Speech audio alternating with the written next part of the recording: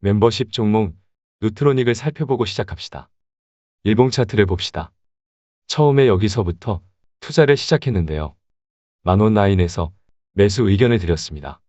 단기 목표는 12만원대를 제시했는데 단기 목표를 달성하고 재차 조정을 받았는데요. 또다시 만원대까지 내려오자 매수 의견을 드렸습니다. 이번에도 12만원 중반대는 어렵지 않다고 단기 목표로 제시를 했었는데요. 어제 신호 한 방을 보고 작전을 좀 더 공격적으로 변경했습니다. 여기까지 보자고 의견을 드렸죠? 오늘도 상승을 이어갔네요. 내일 상승 양봉 캔들이 출현하면 확실히 좋아질 것 같으니 지켜보면 될 것 같습니다. 혹시나 조정을 받더라도 급등 뒤 조정은 당연하고 자연스러운 것이니 신경 쓸 필요는 없을 것 같네요. 그럼 원래 작전대로 합시다. 멤버십 가입을 눌러주세요. 안녕하세요. 김떡상입니다. 상황이 상황인지라 LG화학을 먼저 살펴봐야 할 것 같네요. 또다시 리콜 문제가 터졌네요. LG에너지솔루션은 2017년 4월부터 2018년 9월까지 ESS 배터리 전용 생산 라인에서 생산된 ESS용 배터리에 대해 자발적인 교체에 나선다고 밝혔습니다. 배터리 교체 및 추가 조치에 필요한 비용은 약 4천억 원 수준으로 파악됩니다. 리콜 비용은 4천억 수준이지만 오늘 주가 하락으로 날아간 시총이 무려 4조에 육박하네요. 오늘의 하락이 과도했던 이유는 마침 외국계 투자은행 CS증권, 크레딧스위스에서 매도 리포트를 내보냈기 때문인 것으로 보입니다. 아주 그냥 공매도로 한탕하려는 속셈이네요. 오늘 JP모간과 모건스탠리, 그리고 이때다 싶어 매도 리포트를 내보낸 CS증권이 합세해서 매도 물량을 토해냈습니다. 아주 그냥 기다렸다는 듯이 악재가 나오자마자 절묘하게 매도 리포트와 함께 매도 물량을 뱉어내는 것이 전형적인 공매도 수법입니다. 이것들 잡아다가 두들겨 팰 수 없나요? 공매도는 왜 하필 요즘 같을 때 재개를 해서 투자자들을 더욱 힘들게 하는지 모르겠습니다. 그럼 일봉 차트를 볼까요? 확실히 불쾌한 신호네요. 다른 거 볼 거 없이 오늘 캔들만 보면 추가 하락을 감수할 수밖에 없는 신호가 나온 겁니다. 빠르게 바닥을 찍고 말아올리며 아래 꼬리를 형성한 캔들이 나와주지 않는다면 시간이 필요할 수 있는 상황이 돼버린 겁니다. 혹시나 LG화학 비중이 과도한 경우는 다른 배터리 기업과 소재 기업들로 분산해서 리스크를 관리하자는 의견을 전하겠습니다. 2차전지는 성장 산업인 만큼 언제든지 돌발 악재가 나올 수 있어 분산 투자는 과거에도 2차전지 투자에 여러 번 강조했던 투자 전략입니다. 그럼 좀 더 지켜보다 의미 있는 신호가 포착이 되면 또 의견을 전하도록 하겠습니다. 이럴 때 회사에서 주가를 방어하는 액션이 나와줘야 할 것 같네요. LG에너지솔루션 나스닥 상장 안 하나요? 다음은 삼성전자 일봉 차트를 봅시다. 여전히 정신 못 차리고 있네요. 이러니 김떡상이 욕을 먹는 겁니다. 요즘 삼성전자를 볼 때마다 과거 삼성전자가 정신 못 차릴 때가 생각나네요.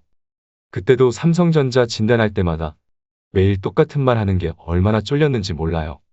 그때 인내하신 분들은 한 방에 5만원 기준으로 2배에 가까운 상승도 경험하셨을 겁니다. 주식이 원래 이런 겁니다. 주가가 정신 못 차리면 줍줍거린 사람이 원망스럽고 밉고 두들겨 패고 싶다가도 떡상하면 아주 그냥 아이돌 저리 가라입니다. 그럼 앞으로 계속 김떡상을 두들겨 패고 싶을지 아이돌 저리 가라가 될지 자세히 보자고요. 일봉은 아직까지는 두들겨 맞아야겠네요.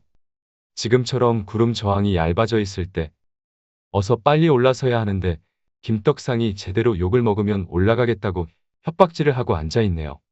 파운드리 애플 수주권이라도 터져주면 아주 그냥 출발 신호가 터지며 아이돌로 등극을 할 텐데 지금은 행복회로에 불과하네요.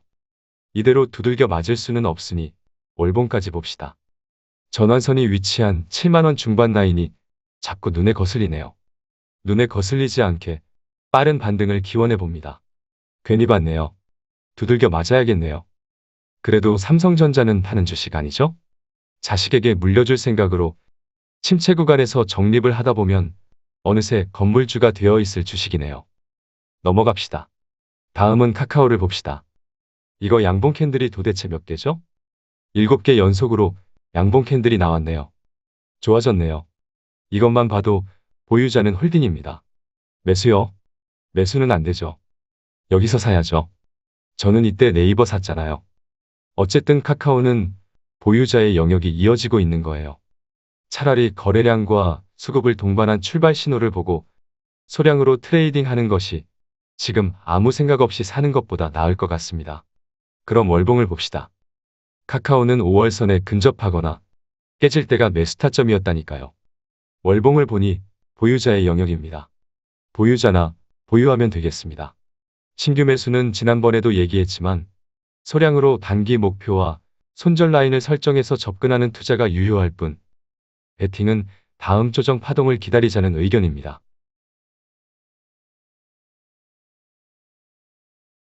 마지막으로 자동차 섹터를 퉁쳐서 의견을 전해볼게요. 현대차와 기아, 그리고 현대모비스는 이제는 차트 보는 것은 딱히 의미가 없을 것 같네요. 요즘 자동차 주식들만 보면 얼마나 꼴배기 싫은지 몰라요. 어차피 거대한 상승하러 갈 거면서 아주 그냥 내숭이 장난이 아니라니까요. 어차피 갈 거 뻔하면서 아주 그냥 아닌 척하고 앉아 있어요. 꼬라지가 바닥을 한 번 더 찍고 갈 모양입니다.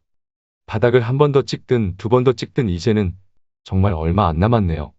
이유는 지금이 최악이기 때문이죠. 주식을 하면서 가장 큰 수익을 기대할 수 있을 때가 바로 더 이상 나빠지지 않는다는 확신이 설 때입니다. 지금이네요. 더 이상 나빠지려면 대만 TSMC 반도체 공장이 셧다운돼서 반도체 수급이 확실하게 끊기는 지옥의 시나리오밖에 없네요. 설마 그렇게까지 재수가 없을까 봐요. 그렇게까지 재수가 없으면 우리가 만날 수밖에 없었던 것처럼 운명인 겁니다. 자동차는 작년부터 투자를 해왔는데요. 앞으로 몇 달짜리가 아니에요.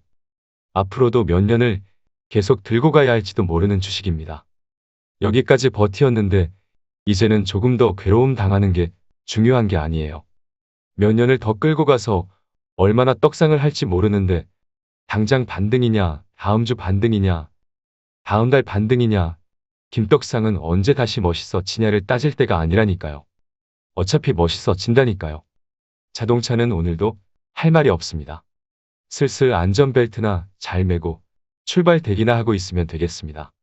내일 MSCI 리밸런싱을 거치고 금요일 미국의 개인 소비 지출 발표까지는 확인을 해야 하니 일단 관망하며 쭉 빠지는 구간에서 추가로 적립할 생각만 해두면 좋을 것 같네요.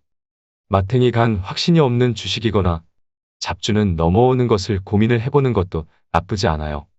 어차피 여러분이 들고 있는 마탱이 간 주식이나 자동차 주식이나 마탱이 간 건 똑같은 입장이니까요.